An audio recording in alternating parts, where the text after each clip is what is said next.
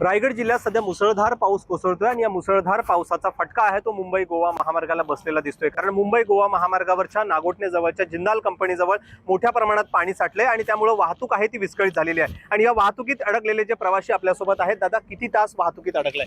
मी बिरवाडीवरून आलोय, कल्याण ठाणा गाडी 8:30ला गाडी इथं आली। 8:30 कुठे चाललात तुम्ही? वाशीला चाललोय। आता सध्या पुढची परिस्थिती काय आहे? परिस्थिती मग इथं 8:30 वाजल्यापासून आम्ही इथंच अडकून पडलोय। पाणी लवकर जाईल असं काय वाटत नाही। ते साधारणतः किती तास खोळंबा झाला तुमचा? 8:30 पासून आम्ही इथं आता 11:30 वाजले मला वाटतंय। 11:30 3 ते 4 तास आपण 3 ते 4 तास बघितले तर साधारणतः हे प्रवासी अडकून पडलेले आहेत, कारण पाणी ओसरत नाहीये। दादा कुठून चालत प्रवास? मी रोशन पवार इंदापूरवरून बसलो होतो, पनवेलला जात होतो। साधारणतः 9 ते 9:15 वाजल्यापासून इथे अडकलेलं आहे। पाणी काही कमी होत नाही, वाहने काय पुढे जात नाहीत। आता पाणी अजूनही ओसरत नाहीये, पुढचा मार्ग कसा असणार आहे किंवा प्रवास पण कसा? आता एक निश्चित ठरवलं की पुन्हा रिटर्न जावे, त्याशिवाय काय पुढे पर्याय जाण्यासाठी काहीच नाही।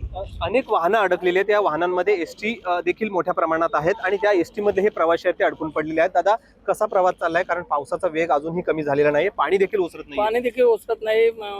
8:30 पासून इथे आहे, 6:30ला मी बसमध्ये बसलोय बिरवडी पासून। 6ची शिवतल गाडी आहे, पण रिटर्न जायचा म्हटलं तर रिटर्न जायला पण काय मार्ग दिसत नाही, कारण दोन्ही साईडला ब्लॉकेज आहेत आणि पाण्याची जी पातळी आहे 8:30 पासून जी आहे उलट वाढत चालली आहे, पण कमी होत नाही।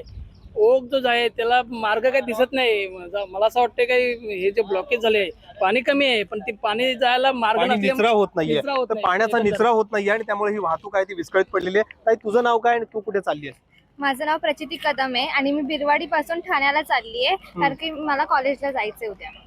ओके, आता ही वाहतूक आहे ती पूर्णतः ठप्प पडलेली आहे, अजून पाण्याचा प्रवाह आहे तो तसाच आहे आणि पुढे जाणारी जी वाहनं आहेत ते अडकून पडलेली आहेत। प्रवास असाच थांबला तर उद्या कॉलेजला जाता येणार नाही, पण काहीतरी यांनी केलं पाहिजे आपल्या गव्हर्नमेंटनी, कारण की स्कूलचं एज्युकेशनसाठी जायला लागतं। कारण का बाकीचं पण हा मुंबई गोवा हायवे असून जर तुमचा ब्लॉक होत असेल तर मग प्रॉब्लेम आहे ना, प्रवासात अडथळे येतात।